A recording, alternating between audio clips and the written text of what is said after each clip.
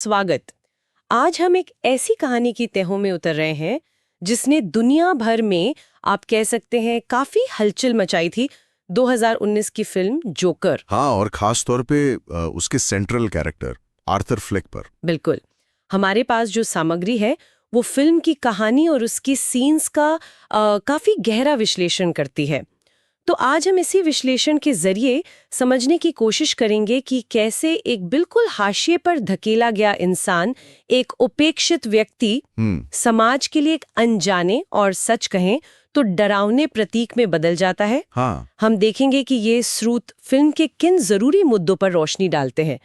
तो चलिए शुरू करते हैं। बिल्कुल। और इन विश्लेषणों में जो एक दिलचस्प बात है ना, वो ये है कि फिल्म कैसे एक व्यक्ति के मानसिक संघर्ष और समाज में जो एक बेचैनी फैली हुई है उसके बीच एक कनेक्शन बनाती है।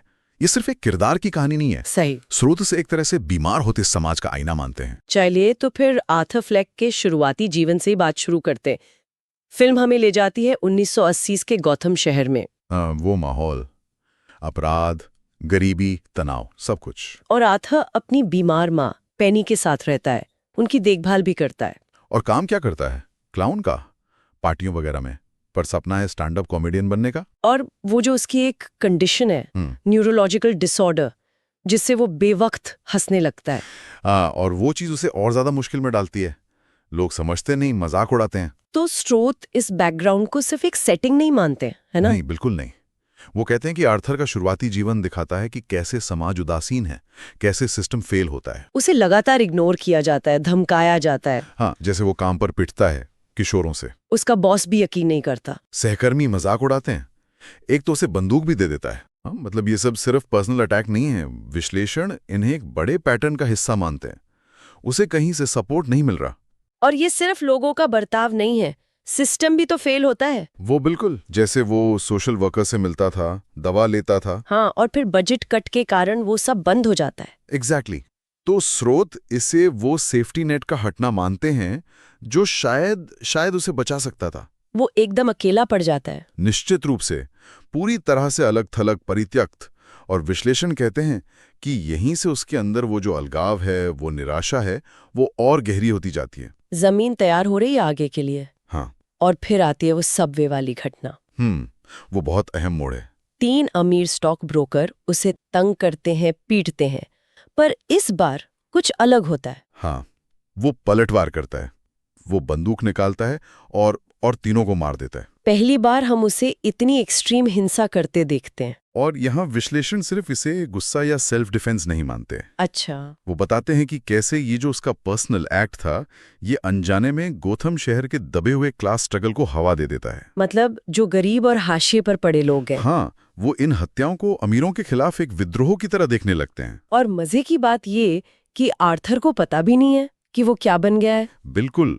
वो खुद अपनी पहचान के संकट से जूझ रहा है, और उधर शहर में वो एक क्लाउन हत्यारे के तौर पर कुछ लोगों के लिए हीरो बन जाता है। एक प्रतीक। हाँ, एक प्रतीक। स्रोत यही पॉइंट आउट करते हैं कि कैसे पर्सनल ट्रेजेडी और सोशल गुस्सा एक ही सिंबल में मिल जाते हैं। ये घटना उसके अंदर तो बदलाव लाती ही है, लेकिन तभी कुछ और भी होता है। उसके अतीत के राज। हाँ, वो माँ के लेटर्स, जिसमें दावा था कि थॉमस वेन उसके पिता हैं। फिर वेन से मिलना, उसका इनकार करना, माँ को भ्रमित बताना। और फिर वो आर्खम एसाइलम वाला सच, रिकॉर्ड्स चुराना। और तब पता चलता है कि उसे गोद लिया गया था। और उसकी माँ की अपनी मानसिक हालत और बचपन में जो उसके साथ हुआ। मतलब उसकी पूरी जिंदगी एक झूठ पर टिकी थी। एग्जैक्टली। विश्लेषण इसी पर फोकस करते हैं कि ये जो सच सामने आता है, ये आर्थर की पहचान की नींव ही हिला देता है। ये सिर्फ एक फैमिली सीक्रेट नहीं था। नहीं, ये वो पॉइंट था, जैसा स्रोत बताते हैं, जहां उसकी रियलिटी से पकड़ एकदम ढीली पड़ने लगती है। उसका अपना आइडेंटिटी क्राइसिस उसके मेंटल ब्रेकडाउन को और तेज कर देता है। और इसी के बाद वो जोकर बनने की प्रक्रिया तेज हो जाती है। माँ की हत्या, अस्पताल में। हाँ, शायद अपने पुराने जीवन से सारे रिश्ते तोड़ने का एक भयानक तरीका। फिर वो बाहरी बदलाव, हरे बाल, क्लाउन मेकअप, वो चमकीला सूट। लेकिन विश्लेषण कहते हैं ये सिर्फ लुक बदलना नहीं था। ये उसकी पुरानी आइडेंटिटी का मरना था और एक नई क्योटिक पहचान का जन्म। स्रोत इसे रियलिटी से पूरी तरह कट जाने और समाज के नियमों से आजादी पाने की एक एक ट्विस्टेड कोशिश की तरह देखते हैं। और वो जो पड़ोसी सोफी के साथ उसका रिश्ता था, हाँ, वो भी तो पूरी तरह उसकी कल्पना निकलता है। ये भी दिखाता है कि वो कितना भ्रम में जी रहा था। बिल्कुल। विश्लेषक इसे उसके बढ़ते भ्रम और रियलिटी से कटने का एक और सबूत मानते हैं। वो बाहरी दुनिया की परवाह नहीं कर रहा, वो अपनी ही दुनिया में है। और इसी हालत में उससे वो स्टेज मिलता है, द मरे फ्रैंकलिन शो। ये भी अजीब है ना, जिस समाज ने उसे नजरअंदाज किया उसी का एक बड़ा सिंबल मरे उसे अपने शो पे बुलाता है। मजाक उड़ाने के लिए ही सही। शो में जाने से पहले वो रैंडल को मारता है, जिसने उसे गन दी थी और धोखा दिया। हाँ, लेकिन गैरी को छोड़ देता है, जो उसके साथ ठीक रहा था। तो क्या उसमें अब भी कोई मॉरल कोड बचा था? कुछ विश्लेषण ऐसा मानते हैं। एक बहुत ही बिगड़ा हुआ लेकिन फिर भी एक कोड। दया का बदला दया, क्रूरता का बदला क्रूरता। और फिर शो का वो क्लाइमैक्स, लाइव टीवी पर जोकर बनकर वो कबूल करता है सबवे मर्डर्स। और फिर वो मरे फ्रैंकलिन को गोली मार देता है। वो मोमेंट, स्रोत इसे कई लेवल्स पर देखते हैं। पर्सनल रिवेंज तो है ही, पर उससे कहीं ज्यादा। हाँ, ये सिस्टम पर हमला है, मीडिया कल्चर पर हमला है, जिसने पहले मजाक उड़ाया, फिर मंच दिया। विश्लेषण इसे एक परफॉर्म्ड रिबेलियन कहते हैं, हिंसा जिसे लाखों लोग लाइव देख रहे हैं। ये सिर्फ एक मर्डर नहीं था, ये एक डिक्लेरेशन था। और इसने शहर में जो गुस्सा सुलग रहा था उसे भड़का दिया। उसकी गिरफ्तारी के बाद दंगे, आर्थर की पर्सनल ट्रेजेडी अब एक सोशल एक्सप्लोजन बन चुकी है। और जब दंगाई उसे पुलिसमैन से निकालते हैं, वो सीन। हाँ, वो गाड़ी के बोनेट पर खड़ा होता है, खून से चेहरे पर मुस्कान बनाता है, भीड़ चीयर कर रही है। विश्लेषण यहाँ कहते हैं कि कैसे वो इंसान जो शायद अंदर से एकदम टूट चुका है, वो अनजाने में एक पावरफुल सिंबल बन जाता है। वो उस आंदोलन का चेहरा बन जाता है जिसे उसने शुरू नहीं किया था, पर जिसकी निराशा को उसने आवाज दे दी थी। और इसी उथल-पुथल में थॉमस और मार्था वेन का मर्डर होता है। हाँ, जो आगे चलकर बैटमैन की कहानी की शुरुआत बनता है। स्रोत इसे एक साइकिल की तरह देखते हैं, एक ट्रेजेडी दूसरी को जन्म देती है। फिल्म का एंड भी बड़ा अजीब है, कोई सीधा जवाब नहीं। हाँ, आर्थर वापस आर्खम एसाइलम में है, थेरेपिस्ट से बात कर रहा है, हंस रहा है। पूछने पर कहता है तुम नहीं समझोगी। और फिर वो कॉरिडोर में चलता है, पैरों के नीचे खून के निशान। तुम मतलब, क्या ये सब सच था या उसकी कल्पना? क्या उसने थेरेपिस्ट को मार दिया? ये एम्बिग्यूइटी, ये अस्पष्टता, स्रोत विश्लेषणों में ये एक जरूरी पॉइंट है। वो मानते हैं कि ये जानबूझकर छोड़ा गया है, शायद ये दिखाने के लिए कि उसकी दुनिया अब पूरी तरह सब्जेक्टिव हो चुकी है।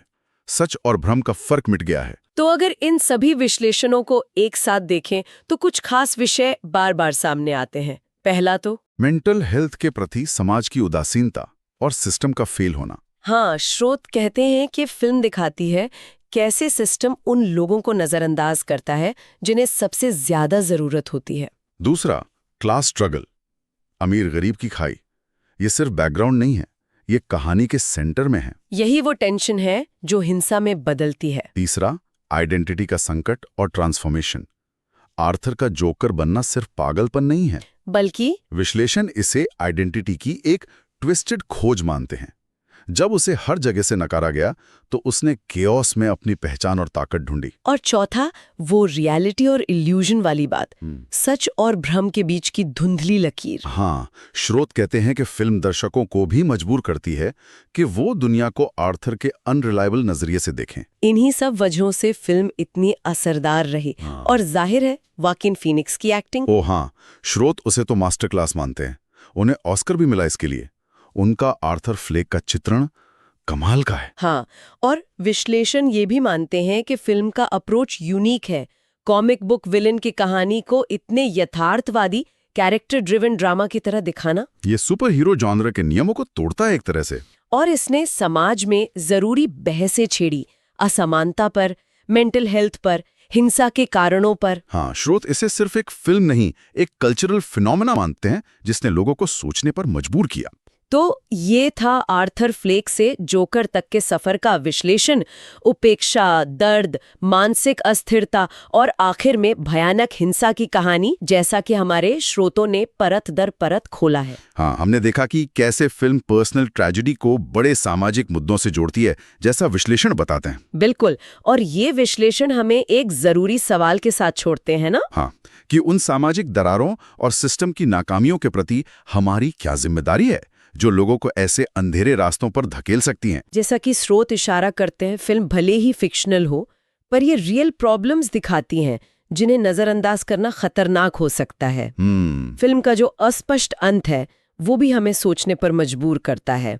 और एक विचार ये भी है, जैसा कुछ विश्लेषण कहते हैं, कि क्या जोकर सिर्फ एक इंसान है, या वो उस गहरा असंतोष, अनदेखी और गुस्से का प्रतीक है जो किसी भी समाज में पनप सकता है अगर उसकी चेतावनियों को अनसुना किया जाए। सोचने वाली बात है। इसी सवाल के साथ आज की चर्चा यहीं समाप्त करते हैं।